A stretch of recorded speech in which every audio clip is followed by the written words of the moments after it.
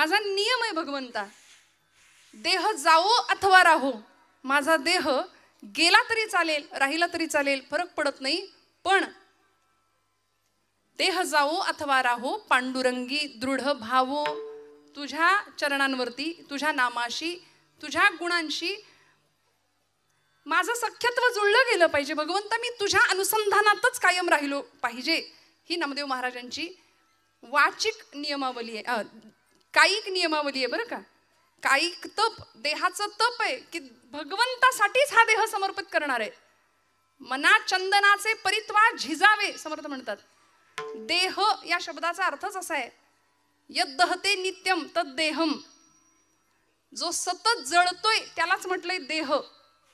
नामदेव महाराजांना माहिती आहे हा देह जाणार आहे, देह जाईल जाईल त्यासी काळोबा खाईल.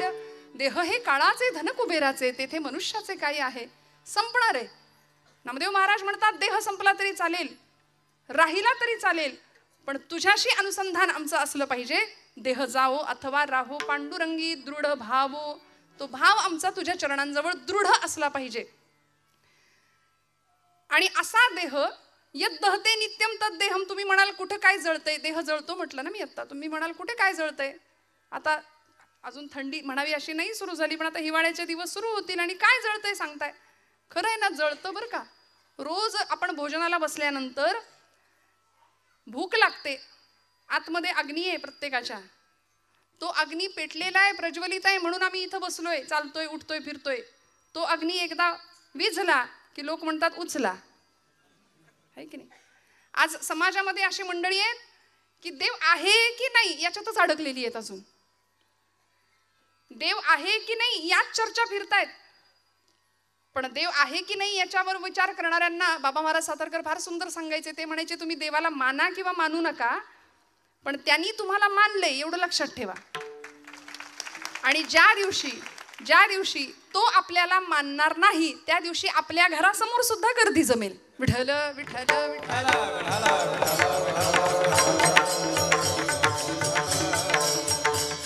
त्यामुळे या देहामध्ये एक अग्नी आहे, डॉक्टरी शास्त्र त्याला जठराग्नी म्हणतंय. भगवंत म्हणतात अहम वैश्वानरो भूत्वाम प्राणिनां देहमाश्रिताः. तो वैश्वानर अग्नी आहे. त्या अग्नीला आम्ही अन्नाची आहुती देतो. देहाचं भोजन काय आहे, अन्न हे देहाचं भोजन आहे, पण आत्म्याचं भोजन हे भजन आहे बरं का. भजन हे आत्म्याचं भोजन आहे. त्यामुळे देहाला आहुती आहे अन्नाची, मनाचं काय आत्म्याचं काय, त्याला भजनाशिवाय पर्याय नाही. मग या देहाला अन्नाची आहुती आम्ही घालतो कुठपर्यंत, आतला अग्नी प्रज्वलित आहे तोपर्यंत. एकदा आतला अग्नी विझला की मग बाहेरचा अग्नी असतो. त्यामुळे बाहेरून पेटवण्याआधी प्रज्वलित अग्नी करण्याआधी संत म्हणतात आतला अग्नी प्रज्वलित करूया. कुठला अग्नी, देहबुद्धीचा अग्नी. मी म्हणजेच देह आहे ही जी धारणा आम्ही केली आहे ना आमच्या बुद्धीनी, तो मी म्हणजे देह नाहीये. या देहामध्ये असणारा मी कुणीतरी वेगळा आहे याची जाणीव करून घेणं आणि भगवंताशी तादात्म्य पावणं. तुकोबराय म्हणतात देह नवे मी हे सरे, उरला उरे विठ्ठल. स्वामी स्वरूपानंद नावाचे संत आहेत पावसला कोकणामध्ये. ते म्हणतात मी माझे मावळो सर्व, तू तुझे उगवो आता. माझं पण अहंता ममता संपून जावी, देहाची आसक्ती संपून जावी आणि आतला प्रत्यय व्हावा. मग आनंद काय मिळणार आहे हो, आतली ज्योत प्रज्वलित होणं. आणि एकदा का ती ज्योत प्रज्वलित झाली की मग सोहिरोबानाथ म्हणतात तेथे कैची दिवस राती, तया विण नेत्रपाती हलवू नको रे. आणि अशा अवस्थेमध्ये तो प्रकाश आत्मचैतन्याचा जागृत व्हावा. मग देह गेला तरी हरकत नाही. आणि खरंय झिजणं फार महत्वाचं आहे हो. शीर्यते यत शरीरम म्हटलंय, जे सतत झिजतंय त्यालाच तर शरीर म्हटलंय. 25व्या वर्षी जी देहाची अवस्था आहे ती 75व्या वर्षी नाही. नामदेव महाराज म्हणतात मी देहाची नश्वरता मानतो, मला माहिती आहे देवा देह गेला तरी चालेल, पण तुझं अनुसंधान सुटता कामा नये. पांडुरंगी दृढ भावो. काय अवस्था होती. आजचा जन्मदिवस आहे नामदेव महाराजांचा. भगवंतावर नितांत प्रेम करावं, भगवंताशी बोलावं खेळावं, नवे वेळ आली तर भांडावं सुद्धा भगवंतासोबत. जन्म झाला पंढरपुरामध्ये, गुणाई मातेला दृष्टांत झाला पांडुरंग परमात्म्याचा की माझ्या पंढरपुरामध्ये येऊन राहा. आणि मग गुणाई मातेनी हट्ट करावा की मला पंढरपूरला जायचंय. पंढरपूरला ही सगळी मंडळी येतात. पंढरपुरामध्ये आल्यानंतर कार्तिक शुद्ध एकादशीचा म्हणजे आजचा दिवस संतश्रेष्ठ नामदेव महाराजांचा जन्म, भगवंताच्या नामासाठी हा अवतार होता. नामाचाच प्रचार प्रसार पुढच्या काळामध्ये केला, म्हणून नाव सुद्धा ठेवलं नामदेव. असा भक्तीचा पताका भक्तीची हातामध्ये घेतली, जिला एक टोक होतं नामाचं, एक टोक होतं ज्ञानाचं, आणि दांडा होता तो भक्तीचा. म्हणून धर्माची पताका असते बरं का, झेंडा पक्षाचा असतो. त्यामुळं धर्म पताका संतांनी हातामध्ये घ्यावी आणि अवघं भारत भ्रमण करावं. नामदेव महाराजांचं इतकं विलक्षण कार्य आहे. आजच्या दिवशी त्यांचं स्मरण नाही केलं, खरं तर त्यांचा अभंगही त्याच कारणासाठी घेतलाय, तर आपली मोठी चूक ठरेल. 5 वर्षाचे होते नामदेव महाराज, फक्त अलौकिक सिद्धी 5व्या वर्षी, आणि नामदेव गाथा म्हणजे स्वतःच जणू काही आत्मचरित्र लिहावं नामदेव महाराजांनी, की ज्या पद्धतीने अनुभव व्यक्त करावे, कशा पद्धतीने भगवंत आपल्याशी बोलत होते, कशा पद्धतीने खेळत होते, कशा पद्धतीने मी भगवंताशी भांडत होतो. 5व्या वर्षी अलौकिक सिद्धी प्राप्त करावी. नामदेव महाराजांनी सकाळची वेळ, दामाशेटी पहाटे उठलेत आणि नामदेव महाराजांना सांगतायत, उठवलं, नामया आजचा नैवेद्य पांडुरंगाला तू अर्पण कर बरं, मी गावाला चाललोय, परगावी चाललोय. पूर्वीची मुलं आई वडिलांचं ऐकायची, आता असं सांगावं लागेल या गोष्टी, म्हणून मी हात जोडून जिथं जाते तिथे माता भगिनींना सांगते, आपल्या लेकरांना कीर्तनाला घेऊन या. काळाची खूप मोठी गरज आहे, ती खूप मोठी. आमच्या पोरांच्या आयुष्यात दुसरं काही नसतं. सकाळी टीव्ही, दुपारी टीव्ही, संध्याकाळी टीव्ही, रात्री टीव्ही, नाहीतर मग मोबाईल हातामध्ये आहे. या पलीकडे जाऊन जीवनाचं तत्वज्ञान संतचरित्रांच्या माध्यमातून कळायचं असेल तर या धर्ममंडपाखाली लेकरांना घेऊन आलंच पाहिजे, यावंच लागेल आपल्याला. नामदेव महाराज कधी कळतील आम्हाला? 5 वर्षाचे होते नामदेव महाराज. आई वडिलांनी सांगितलं, नामया देवाला नैवेद्य अर्पण करायचंय तुला. ऐकलं. 5 वर्षाचे होते. आईच्या मागे पहाटे बसणं लागले, आई आई लवकर लवकर, पांडुरंगाला भूक लागली असेल, त्याच्याही आधी मला भूक लागली आहे, लवकर जेवायला दे, लवकर नैवेद्याचं ताट तयार कर.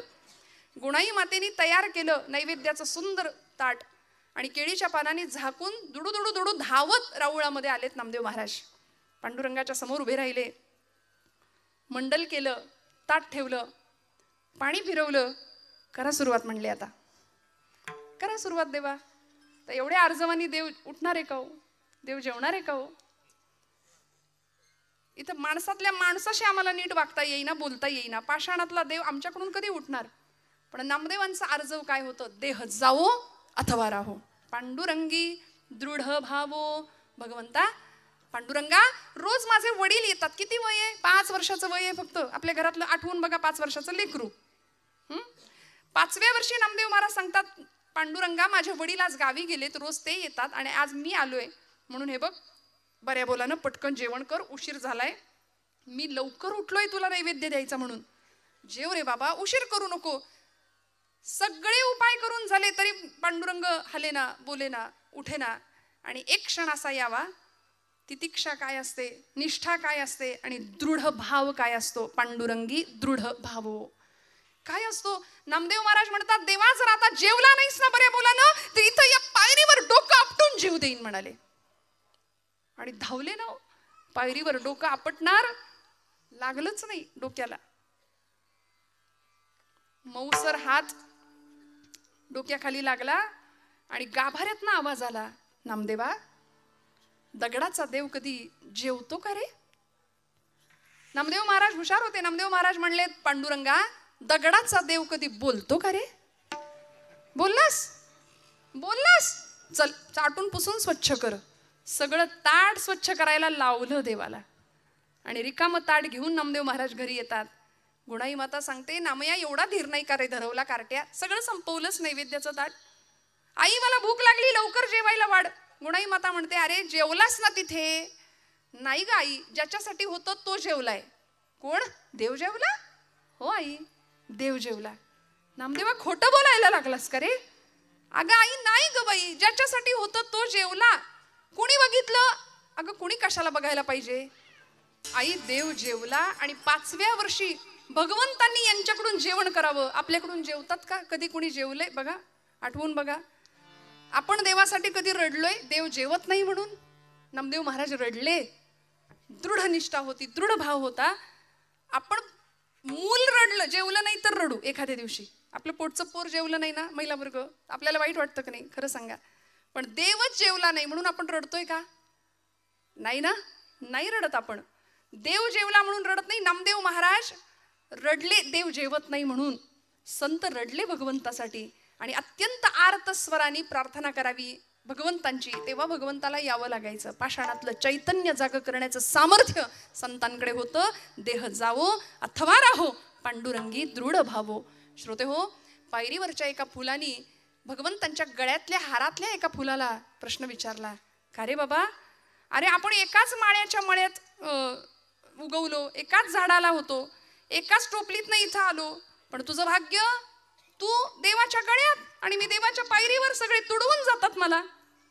देवाच्या गळ्यातल्या त्या हारातल्या फुलांनी उत्तर दिलं, बाबा रे तुझं खरं आहे, मी देवाच्या गळ्यात आहे आणि तू पायरीवर पडलास, पण देवाच्या गळ्यात इथं विराजमान होण्याकरता माझं काळीज आरपार करायला लागलं रे. मला सगळी सुई माझ्या काळजातनं घालून घ्यावी लागली.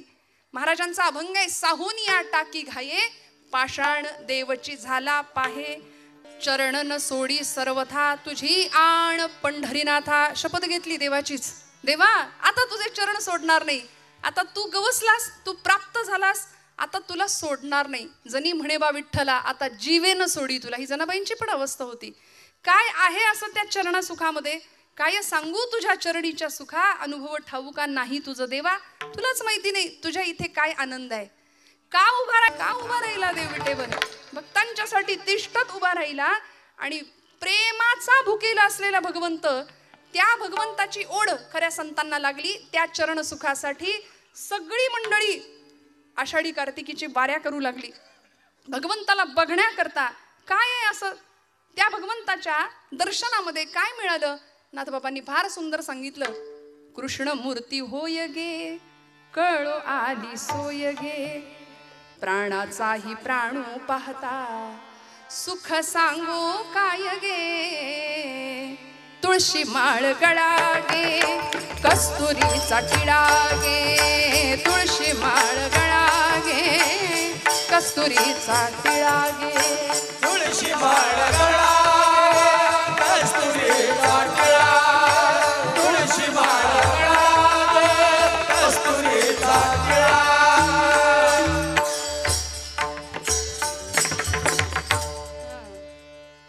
तुळशी हार गळा गे कस्तुरीचा टिळा गे, भक्त कृपेची माय गे ओळखिली विठाई गे, एका जनार्दनी विटे जोडी आले पाय गे, चरण न सोडी सर्वथा.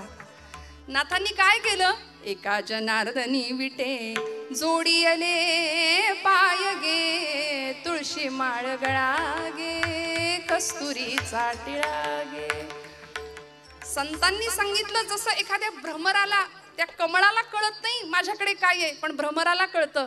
कुमुदिनी काय जाणे परिमळ भ्रमरा सकळ भोगीतासे, कुमुदिनी काय जाणे.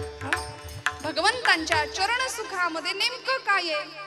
सगळ्या सुखांचा आगर असलेला परमात्मा, त्याच्या चरणाचं वेड संतांना लागलं म्हणून आता तुझे चरण सोडणार नाही. नामदेव महाराज म्हणतात, चरणन सोडी सर्वथा नामस्मरण घडो संत समागम, वाऊगाची भ्रम नको देवा. नाथांचं मागणं आहे.